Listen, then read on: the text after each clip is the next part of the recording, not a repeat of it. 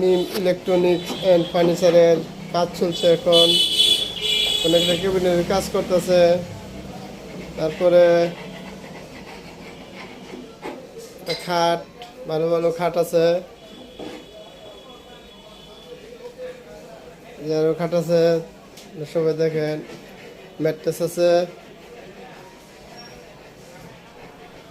Dressing table,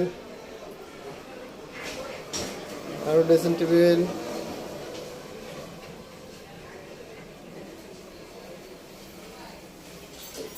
আরো dressing table.